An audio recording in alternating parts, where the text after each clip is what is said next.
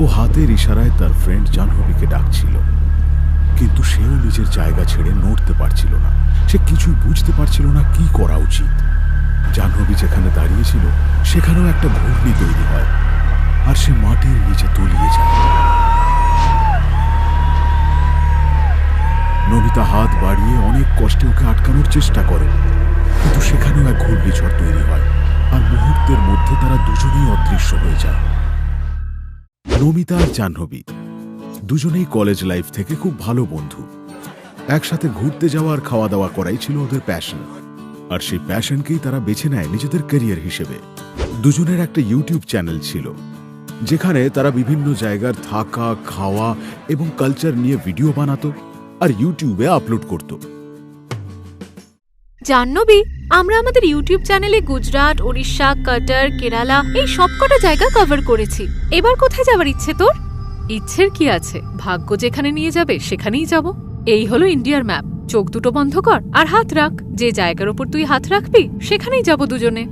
জাহ্নবীর কথায় নমিতা চোখ বন্ধ করে রাজস্থানের জয়সালমীরের ওপর আঙুল রাখে।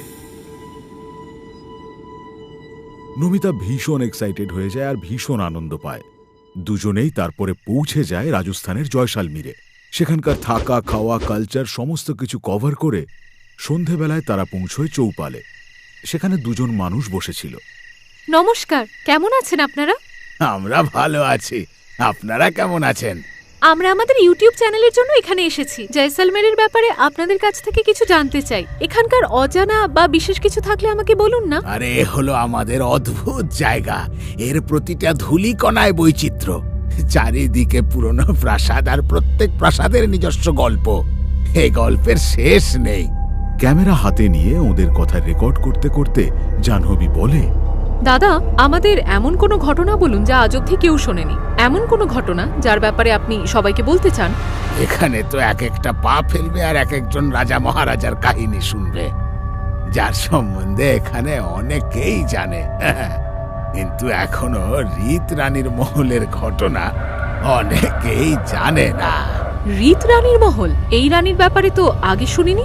উনি এর বেশি কিছু বলার আগেই ওনার পাশে বসে থাকা ব্যক্তি ওনাকে চুপ করানোর উদ্দেশ্যে বলেন, এইবার চল, সারা রাতকে এইখানেই বসে থাকবি, বাড়ি যাবি না নাকি? তারপর সেই ব্যক্তি নমিতার দিকে তাকিয়ে বলেন, আচ্ছা আসি কেমন, কাল সকালে দেখা হবে।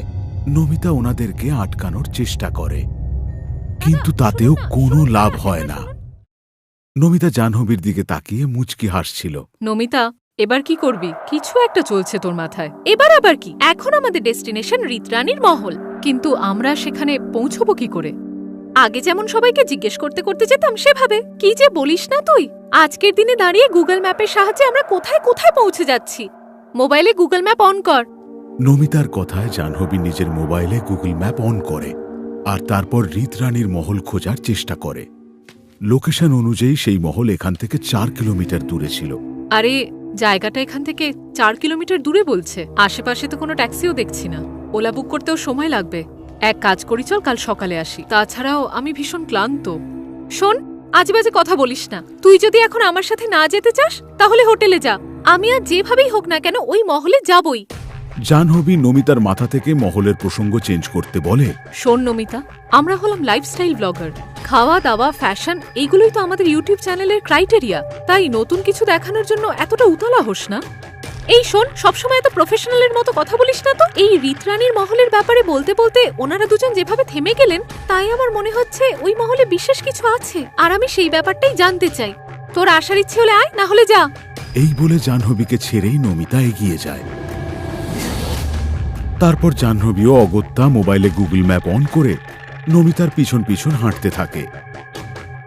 কিছুক্ষণ হাঁটার পরেই গুগল নিজের ডাইরেকশন চেঞ্জ করে দেয়। নমিতা, আমরা ভুল দিকে হাঁটছি। গুগল ম্যাপ অনুযায়ী আমাদের ডেস্টিনেশন অপোজিট ডিরেকশনে রয়েছে। জাহ্নবীর কথা শুনে নমিতা নিজের মোবাইল দেখে। ওর মোবাইলেও ততক্ষণে ডাইরেকশন চেঞ্জ হয়ে গেছে। ওই ম্যাপ অনুযায়ী দুজনেই অপোজিট ডিরেকশনে হাঁটতে থাকে। আর একটু হাঁটতেই গুগল ম্যাপের লোকেশন আবার বদলে যায়। প্রত্যেকবার গুগল ম্যাপ নতুন নতুন ডাইরেকশন দেখাচ্ছিল। 2 পা হাঁটার পরেই দুজনে যেন আবার আগের জায়গাতেই ফিরে আসছিল। দুজনেই একে অপরকে অবাক হয়ে দেখছিল। মনে হচ্ছে আজ নেটওয়ার্কের খুব সমস্যা। তাহলে এবার কি করব? ছোটবেলায় যা করতাম তাই করব। ইকির মিকির চামচিকির চামের কাটা মজুমদার। এইদিকে যাই, এই রাস্তাটাই ঠিক। এই বলে দুজনে ওই দিকে চলতে শুরু করে। কিছুটা এগোতেই ওদের দেখা হয় এক বয়স্ক লোকের সঙ্গে, যাকে দেখতে বেশ অদ্ভুত ছিল, যার ছিল লম্বা চুল আর কোমর অবধি দাড়ি, চোখে মুখে অনেক বয়সের ছাপ। লাঠিতে ভর দিয়ে হেঁটে সে ধীরে ধীরে তাদের দিকেই এগোয়। কারা তোমরা, আর এত রাতে এইখানে কি করছো? বাবা, আমরা রীত রানীর মহলে যেতে চাই। শুনেছি ওখানে কিছু বিশেষ আছে। রীত রানীর মহল? এখানকার লোক ওই মহলের প্রসঙ্গে কথাও বলতে চায় না, আর তোমরা কিনা এখন তার উদ্দেশ্যে যাচ্ছ। ফিরে যাও, এক্ষুনি ফিরে যাও। বাবা, মনে হয় আপনি পাগল হয়ে গেছেন। আমাদের যেতে দিন। ওনার বারণ করার নিশ্চয়ই কোনো কারণ আছে।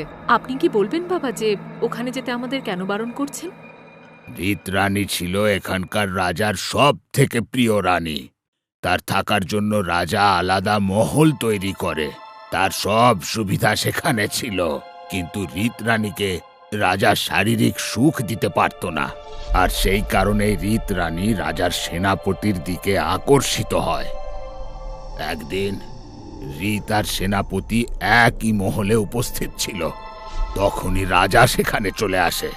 তাদেরকে ঘনিষ্ঠ অবস্থায় দেখে রাজা প্রচণ্ড রেগে যায়, আর ক্রোধের বশে সেই মহলে আগুন ধরিয়ে দেয়। রানীর বিয়োগে রাজাও আর বেশি দিন বাঁচতে পারে না, আর মৃত্যুর সময় সে এই মহলকে অভিশাপ দেয়, যদি কেউ এরপর ওই মহলে যায় সে আর জীবিত ফেরত আসতে পারবে না। রাজার সেই অভিশাপের কারণে এখন ওই মহলে আর কেউ যায় না। কথিত আছে প্রতি রাতে ওই মহল জীবন্ত হয়ে যায়, আর সেই রাতের ভয়ানক ঘটনাই বলতে থাকে। এসব কি আজেবাজে কথা? রাজা অভিশাপ দিয়েছিল, কিন্তু রাজাই তো বেঁচে নেই। তাহলে আর কিসের অভিশাপ? আমি এসব মানি না। এই বলে নমিতা আর জাহ্নবী মহলের দিকেই এগোতে থাকে। জাহ্নবী পিছনে তাকায়, কিন্তু সেই বয়স্ক লোককে ওখানে দেখতে পায় না। মহলের মধ্যে হাঁটতে হাঁটতে তারা দেখে সময়ের সাথে সাথে সেই সুন্দর মহল এক ধ্বংসস্তূপে পরিণত হয়েছে, আর আগুন লাগানোর কারণে চারিদিকে ঝুলকালি পড়ে আছে। দুজনেই মহলের মাঝখানে এসে পৌঁছলে জোরে কারো হাসির আওয়াজ শুনতে পায়, আর তার সাথে পায়ের নুপুরের শব্দ। কেউ যেন নেচে উঠেছে। কিন্তু এই সব অগ্রাহ্য করে জাহ্নবী নমিতাকে ক্যামেরা বার করতে বলে।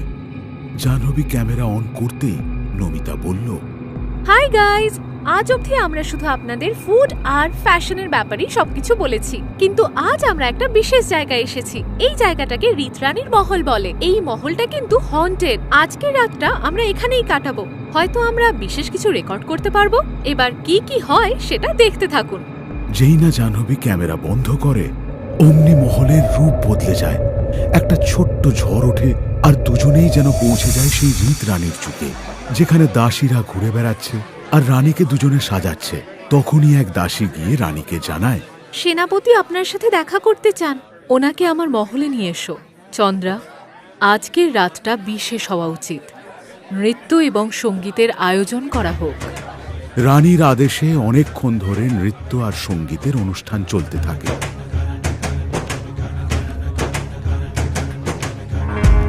আর যখনই সেনাপতি ও রানী সেই কক্ষে প্রবেশ করে, তখনই রাজা সেখানে উপস্থিত হয়।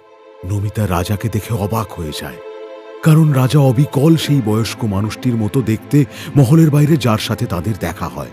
দুজনকে একসঙ্গে দেখে রাজা ক্রোধে মহলে আগুন লাগিয়ে দেয়। সারা মহল জুড়ে শুধুই শোনা যায় চিৎকার। প্রাণ বাঁচানোর চেষ্টায় লোকে পালাতে শুরু করে। কিছু জ্বলন্ত মানুষকে তারা তাদের চোখের সামনে দেখে। পুরো মহলে আগুন লেগে যায়। তারপর শুরু হয় এক ঘূর্ণিঝড়, আর তারা আবার বর্তমানে ফিরে আসে। জাহ্নবী, তুই দেখলি ওইগুলো কি হলো? স্বপ্ন নাকি বাস্তব কিছুই বুঝতে পারছি না।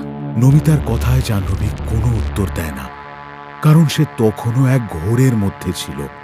ঠিক সেই সময় ঝড়ের গতি আরো বাড়ে। চারিদিকে সবকিছু উড়তে শুরু করে। দূরের জঙ্গল থেকে জানোয়ারের কান্নার আওয়াজ ভেসে আসে। প্রচন্ড তেজ হাওয়া যেন আশেপাশের সবকিছুকে উড়িয়ে নিয়ে যাচ্ছিল। নমিতা কিছুই দেখতে পাচ্ছিল না। ও হাতের ইশারায় নিজের বন্ধু জাহ্নবীকে ডাকছিল, কিন্তু সেও নিজের জায়গা থেকে নড়তে পারছিল না। সে কিছুই বুঝতে পারছিল না যে কি করা উচিত। জাহ্নবী যেখানে দাঁড়িয়ে, হঠাৎ সেখানেও একটা ঘূর্ণিঝড় চলে আসে, আর সে পাতালে তলিয়ে যায়।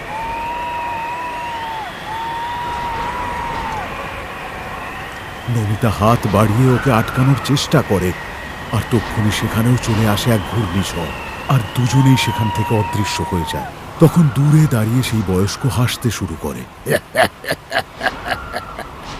আজকালকার এই বাচ্চারা আমাদের কথা আর শোনে কোথায়? হতেই পারে হয়তো এরপর অন্য কেউ এই মহলের কথা জানতে চাইবে।